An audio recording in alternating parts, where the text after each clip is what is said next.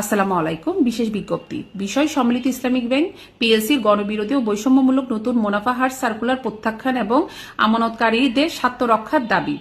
আমি শারমিন আক্তার, সহসভাপতি, সম্মিলিত ইসলামিক ব্যাংক আমানতকারী অ্যাসোসিয়েশন, চট্টগ্রাম কমিটি। অত্যন্ত দুঃখ ও উদ্বেগের সাথে জানাচ্ছি যে গতকাল সম্মিলিত ইসলামিক ব্যাংক পিএলসির কর্তৃক নতুন মুনাফা হারে যে সার্কুলার জারি করা হয়েছে তা ব্যাংক এবং সাধারণ আমানতকারী উভয় পক্ষের স্বার্থে চরম পরিপন্থী। এই গণবিরোধী সিদ্ধান্তের বিরুদ্ধে আমাদের তীব্র প্রতিবাদ ও আপত্তির মূল কারণসমূহ: ১.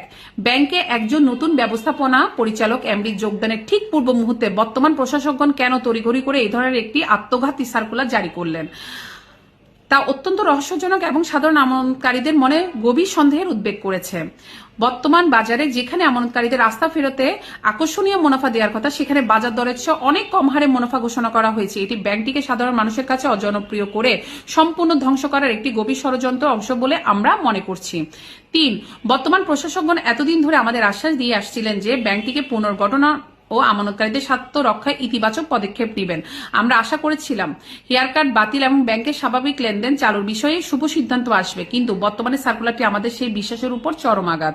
এই হটকারী সিদ্ধান্তের মাধ্যমে ৭৫ লক্ষ আমানতকারী এবং তাদের উপর নির্ভরশীল প্রায় ৩ কোটি পরিবারের রুটি রোজগার, জীবন জীবিকা ও ভবিষ্যৎকে চরম হুমকির মুখে ঠেলে দেওয়া হয়েছে।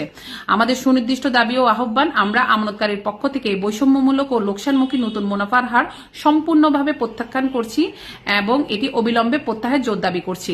আমরা সরকার এবং বাংলাদেশ ব্যাংকের ঊর্ধ্বতন কর্মকর্তাদের কাছে আকুল আবেদন করছি, আপনারা হেয়ার কাট বাতিল করে লেনদেন স্বাভাবিক করে মার্কেট উপযোগী আমাদেরকে যে মুনাফা রেট বাকি 10টা তফসিলভুক্ত ব্যাংকে যেভাবে চালু আছে সেভাবে আমাদেরকে দিয়ে এই ব্যাংকগুলোকে সর্বোচ্চভাবে দাঁড়াতে সহযোগিতা করবেন। আমরা আশা করি সংশ্লিষ্ট কর্তৃপক্ষ সাধারণ মানুষের কষ্টার্জিত আমানতের নিরাপত্তা, ন্যায্য অধিকার রক্ষায় দ্রুত এবং কার্যকর পদক্ষেপ গ্রহণ করবে। অন্যথায় আমানতকারীরা তাদের অধিকার আদায়ে কঠোর কর্মসূচি ঘোষণা করতে বাধ্য হবে। ধন্যবাদ। আসসালামু আলাইকুম।